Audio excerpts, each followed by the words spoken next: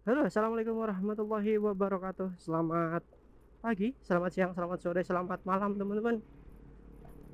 Selamat datang di Submaksi Channel dengan saya Subhan.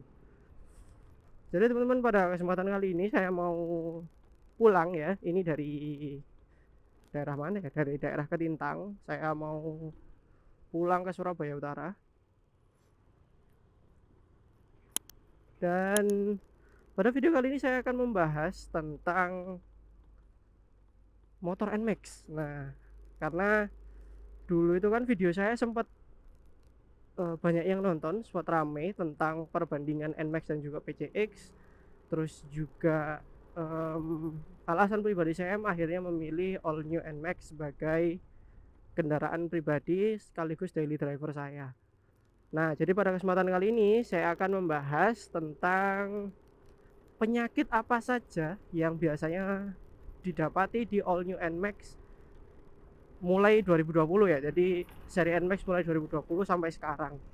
Karena sampai sekarang juga masih belum ada perubahan signifikan ya, hanya perubahan-perubahan kayak warna itu aja ya, bodi motor itu aja. Jadi ini tentunya sifatnya general ya teman-teman, yang banyak terjadi saya kutip dari beberapa forum, dari beberapa artikel ya. Dan juga di akhir video nanti saya akan jelaskan pengalaman pribadi saya, penyakit dari motor saya ini apa ya. Disclaimer dulu teman-teman, untuk teman-teman yang belum pernah menonton YouTube channel Submaksi Channel, silahkan untuk teman-teman silahkan klik tombol like, komen, dan juga subscribe. Nyalakan lonceng notifikasinya supaya nggak ketinggalan informasi-informasi seputar Submaksi Channel. Oke, uh, saya pakai All New NMAX ini tahun 2022 ya teman-teman. Jadi sekarang udah Oktober 2023, 1,5 tahun ya, 1,5 tahun. Tapi motor ini sendiri itu keluar dari pabriknya, itu keluar dari dealernya itu tahun 2021 teman-teman, tepatnya bulan Maret ya. Jadi saya beli ini memang motor second ya. Di video yang lama yang alasan pribadi saya menggunakan all new NMAX sudah saya jelaskan semua. Bagi teman-teman yang belum nonton mungkin ya, silahkan nonton dulu, nggak apa-apa. Oke, um, Oke, penyakit all new NMAX tahun 2020 yang pertama menurut saya dan dari artikel yang saya kutip, yaitu penyakitnya adalah stang yang bergetar teman-teman. Jadi stang ini ya, kemudi yang bergetar, getar gitu ya. Sebenarnya stang yang bergetar ini biasanya disebabkan oleh engine mounting yang kendor teman-teman, yang nggak kenceng ya, yang harus ya pada intinya ya cuman perlu dikencengin lagi aja, cuman perlu disetel lagi aja engine mountingnya sampai stang itu tidak bergetar lagi. Selain itu, selain memang engine mountingnya sudah misalkan udah disetel gitu ya, udah kencang tapi masih getar juga ketika awal-awal digas gitu ya, masih getar banget. Nah, itu mungkin saran saya sih buat teman-teman, silakan ganti jalur stangnya ini aja. Kalau teman-teman lihat di sini kan ada ini ya, jalur stangnya ya, standarnya Yamaha kanan dan kiri. Kalau misalkan di situ masih apa ya, masih sering getar, mending jalur stangnya ini diganti aftermarket aja. Jadi beli jalur stang yang ada di aftermarket. Itu banyak kok teman-teman. Itu kan juga fungsinya sebagai pemberat supaya lebih stabil, supaya lebih apa ya, tidak bergetar gitu loh, khususnya di bagian kemudinya gitu, lebih enak handlingnya juga gitu teman-teman. Itu saran saya untuk kendala misalkan ada setir yang bergetar atau kemudi yang bergetar. Kendala yang kedua yang banyak didapati adalah suara mesin yang berisik dari all new NMAX ini teman-teman. Nah, untuk suara mesin yang berisik ini sebenarnya biasanya itu klep di CVT-nya biasanya itu kendor teman-teman, klep CVT-nya itu kendor. Nah, saran saya kalau sudah nemuin seperti ini, mending itu dibawa ke bengkel aja, khususnya bengkel yang eh, teman-teman sudah percaya lah gitu loh, gitu. Kenapa? Karena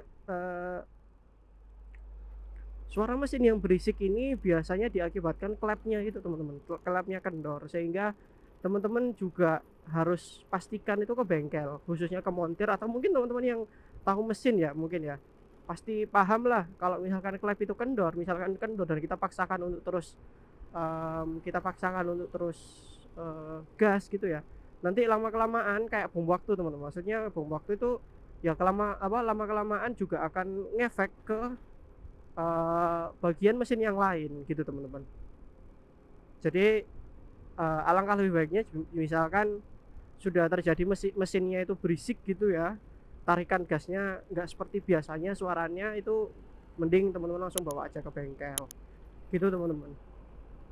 Lalu selanjutnya masalah yang ketiga yang sering ditemui di All New NMAX tahun 2020 ke atas itu adalah tarikan gas yang berat. Nah, untuk tarikan gas yang berat itu sebenarnya ada beberapa sih teman-teman, ada beberapa hal yang patut teman-teman curigai. Yang pertama adalah filter udara yang kotor. Nah, filter udara kotor itu sebenarnya kalau teman-teman tahu, filter udara itu bagi yang belum tahu ya, filter udara itu ada di depannya ini teman-teman, di depannya lokasinya itu di depannya knalpot, ada kayak semacam kayak kotak gitu. Nah itu namanya filter udara. Nah itu filter udaranya itu biasanya kotor, ya itu tinggal dibersihkan. Terus juga masalah di CVT-nya juga bisa jadi, misal kayak rollernya aus. Nah itu bisa aja rollernya aus. Terus juga permasalahan-permasalahan lain di CVT-nya hampir sama sih teman-teman. Kalau tarikan gas berat itu lebih baik ya dibawa aja ke bengkel yang sudah teman-teman percaya. Kenapa? Karena kalau kalau menurut saya itu tarikan gas itu settingan ECU loh teman-teman, settingan ECU-nya. Jadi settingan ECU itu kan biasanya by system ya, terutama bagi motor-motor yang udah injeksi sekarang ya, yang udah banyak injeksinya FI gitu ya, itu memang ECU-nya yang bermasalah kalau tarikan gas. Jadi mending teman-teman langsung bawa aja ke bengkel yang sudah teman-teman percaya gitu. Selain itu, kalau tarikan gas yang perlu diperhatikan mungkin tekanan angin teman-teman, tekanan angin pada ban. Ya kalau misalkan mesinnya teman-teman aman tapi kalau bannya gembos ya tetap aja berat teman-teman. Gitu ya. Jadi perlu diperhatikan juga untuk tekanan angin. Pastikan ya kalau NMAX itu, kalau saya tekanan angin itu biasanya 2933. 2933 itu settingan dari dari Shell. Nah jadi saya pakai angin nitrogen ya teman-teman, jadi sering pakai Shell, itu diarahkannya 2933. Kalau dari Google, kalau teman-teman cari ke Google itu 2629 kalau nggak salah, atau 2633 gitu loh. 26 depan, tekanan angin 26 depan, belakangnya 33. Tapi kalau di Shell itu dikasih tahu 29 itu depan, 33 itu belakang. Gitu teman-teman. Ini sebentar, ini lampu merah teman-teman. Oke, kendala nomor 4 yang sering terjadi di All New NMAX tahun 2020 ke atas itu biasanya itu adalah suara CVT. Nah, kalau tadi suara mesin, suara CVT. Jadi CVT-nya geredek-geredek. Nah, itu nggak cuma NMAX sih biasanya ya. Banyak motor-motor yang udah CVT ya, rata-rata kayak gitu sih. Nah, kalau misalkan hal itu terjadi untuk teman-teman, biasanya itu CVT-nya kotor ya. Kalau udah CVT gerdek-gerdek itu pasti kan kendalanya di CVT ya, nggak mungkin kemana-mana. Itu mungkin CVT-nya kotor. CVT-nya kotor, jadi ada anjuran waktu dulu tahun lalu saya cek di Yamaha itu, katanya itu wajib paling enggak itu per 25.000 sekali, 25.000 km sekali itu dicek CVT ya. Atau kalau saya hitung-hitungan saya penggunaan kantor terus ngevlog kayak gini sama jalan-jalan, itu 25 km itu sama dengan 1 tahun teman-teman ya, 1 tahun sekali. Jadi mending teman-teman cek selama 1 tahun sekali itu, cek CVT-nya kotor atau enggak, terus fan bell-nya itu juga diperiksa. Saya udah ganti fan belt ini udah 25.000 kilometer pertama. Dari awal beli baru kemarin itu ganti fan belt. Terus sekarang kilometer saya sudah 41.000, jadi kurang 9.000 kilometer lagi untuk ganti fan belt yang kedua ya. Karena ya memang setelah saya rasakan memang ya sampai sekarang nggak ada kendala teman-teman.